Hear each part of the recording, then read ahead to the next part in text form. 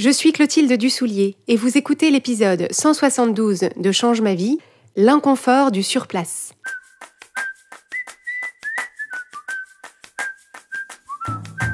Bienvenue sur Change ma vie, outils pour l'esprit. Je suis Clotilde Dussoulier, master coach certifié,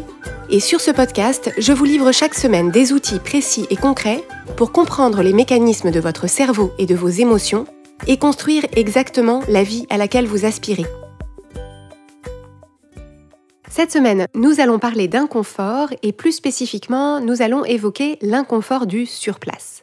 Une notion dont je vous parle souvent sur Change ma vie, c'est l'idée que toute démarche de changement, toute démarche qui nous conduit à changer, à évoluer, à grandir, à avancer dans notre vie, crée une sensation inconfortable, crée un inconfort par définition. Les changements dont on parle peuvent être des changements extérieurs à nous, c'est-à-dire par exemple je déménage, je change de travail, je change de métier, j'essaye une nouvelle discipline sportive, une nouvelle pratique artistique. Peut-être que c'est un changement dans la structure de ma famille, peut-être que je me sépare de la personne avec qui j'étais ou que je me mets en couple avec une nouvelle personne, peut-être que j'ai un enfant ou j'ai un autre enfant, donc j'ai des changements qui sont dans ma situation extérieure. Ça peut être aussi des changements intérieurs. Ça peut être des changements intérieurs comme par exemple la mise en place d'outils de développement personnel pour mieux se comprendre, pour mieux se connaître. Ça peut être une démarche de coaching par exemple dans laquelle on se propose d'être accompagné pendant un certain temps avec quelqu'un qui va pouvoir nous aider à apporter ces changements intérieurs qui nous permettront d'impulser des changements extérieurs. Je me propose de changer mon regard sur moi-même, mon regard sur le monde. Je me propose de me parler différemment, donc de changer la qualité de relation que j'ai avec moi-même. Donc tout ça, ce sont des changements plutôt intérieurs.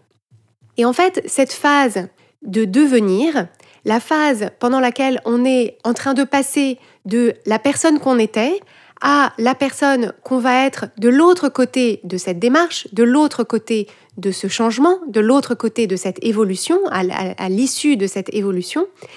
cette phase de devenir,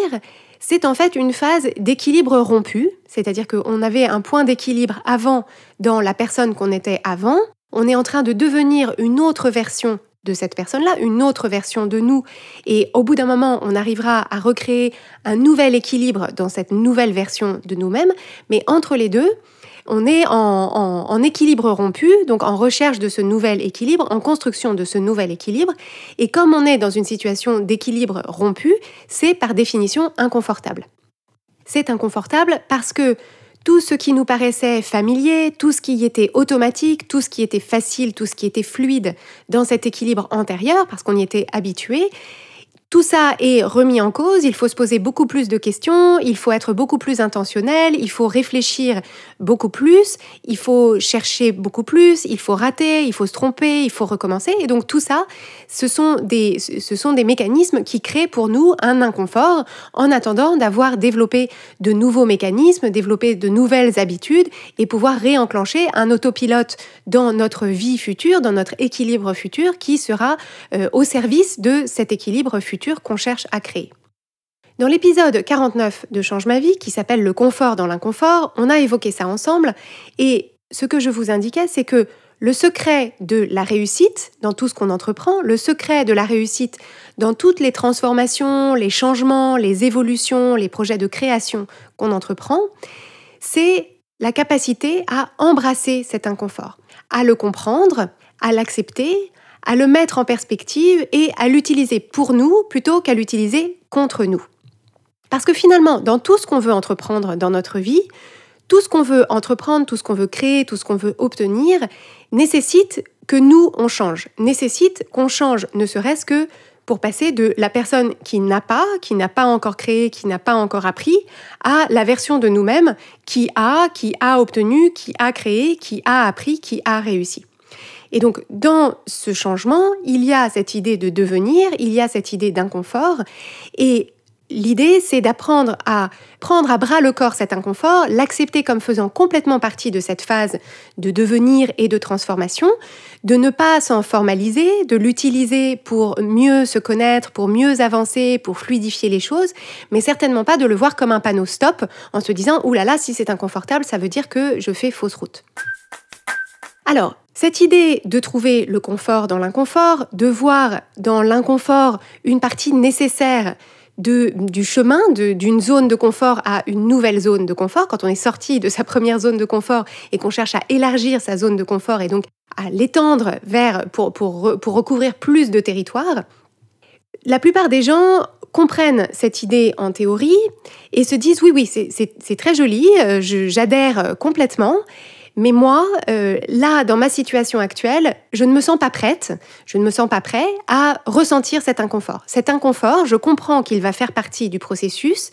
mais ça me fait peur l'idée de ressentir cet inconfort. Je ne pense pas être équipée, je ne pense pas être prêt, j'ai peur de cet inconfort.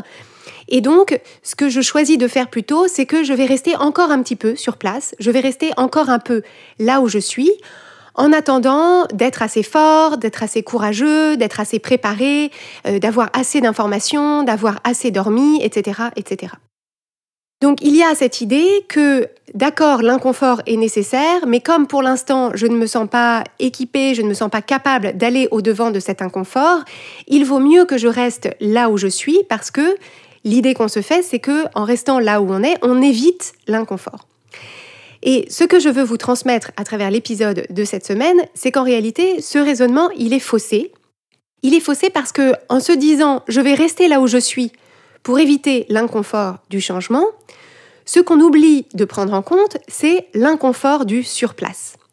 Quand on se dit « je vais repousser le moment du changement, je vais retarder le moment de mon lancement en direction de ce changement », dans le but de repousser, de retarder, de remettre à un moment futur le moment où je ressentirai cet inconfort, on oublie de prendre en compte et de mettre dans la balance le fait que notre situation actuelle est elle aussi inconfortable. Alors vous allez me dire, non, mais si, ça me paraît très confortable. Alors, c'est confortable, certes, en termes de familiarité, c'est confortable en termes d'impression de sécurité parce qu'on a l'impression que voilà, la situation actuelle, on la connaît bien, on a nos habitudes, on n'est pas surpris, on n'est pas tellement mis en danger, etc. Donc ça peut être confortable en termes de confort matériel, par exemple, de familiarité et de confort matériel. Par contre, c'est très inconfortable dans le regard qu'on pose sur nous-mêmes et sur la situation quand on reste dans le surplace. Parce qu'en réalité, quand cette question se pose, c'est-à-dire quand on se dit « ce changement auquel j'aspire, cette évolution à laquelle j'aspire, j'ai peur de l'inconfort que ça va créer, donc je reste sur place », ce que ça signifie, c'est que j'ai envie de changer, j'ai envie de grandir, j'ai envie d'évoluer, j'ai envie d'aller au-devant de ce changement, de cette évolution, j'ai envie de créer pour moi cette nouvelle situation. Donc j'ai envie, mais je n'y vais pas par peur des émotions que je pourrais ressentir dans le changement. Et cette peur, je la ressens dès maintenant. Donc, dans ma situation actuelle, quand j'envisage un changement mais que je recule le changement, en réalité, ma situation actuelle, elle est inconfortable parce que je ressens dès maintenant la peur qui est créée par mes pensées au sujet de cet inconfort futur. Cet inconfort futur n'existe pas encore, mais la peur de cet inconfort futur existe dès maintenant et je le ressens dès maintenant. Par ailleurs, quand tous les jours, je pense à moi, je pense à ma vie, je pense à ma situation actuelle, je pense à ce projet que je ne démarre pas, je pense à cette collaboration que je n'ose pas proposer, je pense à ce livre que je n'ai pas encore commencé à écrire ou alors ce manuscrit que je n'ai pas bouclé, je pense à cette conversation que je sais qu'il faut que j'aie mais que je n'arrive pas à avoir, etc., etc. Quand je pense au quotidien à moi et à ces démarches que je repousse et que je n'entreprends pas, les pensées que je vais avoir à mon sujet, au sujet de mon projet et au sujet des actions que je n'entreprends pas en direction de mon projet ou de ce changement que je veux initier pour moi, vont très vraisemblablement créer pour moi-même tous les jours et dès maintenant des émotions de doute, d'insatisfaction, de frustration, d'appréhension, de découragement, de honte, d'anxiété. Et ce qui est intéressant, c'est de se dire que toutes ces émotions que je viens de lister se présenteraient à coup sûr en chemin vers ce que je veux. Ces émotions-là, je les ressentirais très certainement quand je me mettrais en action vers ce que je veux, vers ce changement, cette évolution, ce projet. Mais si je les ressentais en chemin, je les ressentirais au service de ce que je veux. C'est-à-dire que ce seraient des émotions qui se présenteraient, que je pourrais traverser en continuant à agir, que je pourrais utiliser à mon profit pour mieux me connaître, pour mieux m'accompagner, pour m'améliorer dans ma capacité à trouver le confort dans l'inconfort, etc., plutôt que de les ressentir dès maintenant sans que ça n'ait aucune sorte de valeur pour moi, c'est-à-dire de les ressentir sans avancer, d'avoir tout ce ressenti émotionnel qui ne sert à rien, comme si j'étais un quad coincé dans la boue avec les roues qui tournent sans que je puisse avancer. Donc ce que ça signifie, c'est que si vous êtes quelqu'un qui avait en tête un changement que vous avez envie d'entreprendre, mais que vous vous dites « je ne suis pas prêt, je ne suis pas prête à aller au-devant de tout ça, je ne suis pas prêt ou je ne suis pas prête à aller au-devant de tout cet inconfort que ça va nécessiter de ressentir en allant en direction de mon projet, de ce changement, en engageant cette démarche », la bonne nouvelle, c'est que vous êtes prêt ou vous êtes prête parce que vous le faites déjà. En fait, l'inconfort, vous le ressentez déjà. Ce serait juste que si vous vous mettiez en chemin vers cet objectif, en chemin dans cette démarche de changement, vous ne ressentiriez rien de pire que ce que vous ressentez maintenant, peut-être un cocktail légèrement différent, mais vous ne ressentiriez rien de pire que l'inconfort que vous ressentez déjà dans ce sur place. Le pire qui puisse se passer en chemin, ce serait des émotions inconfortables. Et des émotions inconfortables, vous en ressentez déjà là où vous êtes. Donc, est-ce que ça ne vaudrait pas mieux de se mettre en chemin, de ressentir des émotions inconfortables, mais que ce soit des émotions inconfortables qui vous rapprochent de ce que vous voulez pour vous-même, plutôt que des émotions inconfortables que vous ressentez pour rien? Évidemment, on va rappeler que vous n'êtes obligé de rien, il n'y a pas d'obligation de changer, il n'y a pas d'obligation d'entreprendre quelque démarche que ce soit. Si vous êtes parfaitement bien là où vous êtes, si vous êtes parfaitement bien avec votre vie intérieure et votre vie extérieure, c'est formidable et donc il n'y a pas besoin d'essayer de changer, on ne cherche pas à changer juste pour changer. On a évoqué dans l'épisode 129 de Change ma vie qui s'appelle « Pourquoi changer et comment ?». On a évoqué dans cet épisode 129 les ressorts du changement et pourquoi est-ce qu'on peut choisir de changer ou pourquoi est-ce qu'on peut choisir de ne pas changer et si on veut changer, comment est-ce qu'on fait pour changer. Mais ceci mis à part, il n'y a pas d'obligation de changement, le surplace ou le mouvement, c'est bien sûr vous qui choisissez.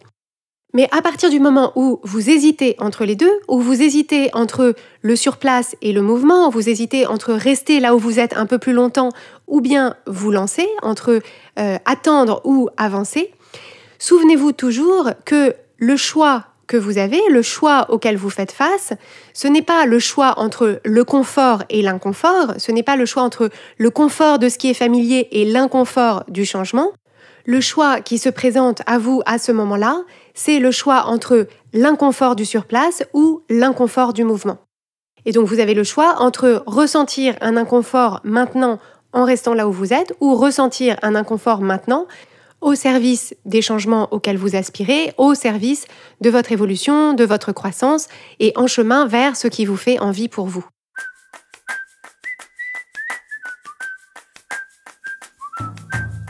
Pour ne manquer aucun épisode de Change ma vie, abonnez-vous au podcast sur la plateforme de votre choix.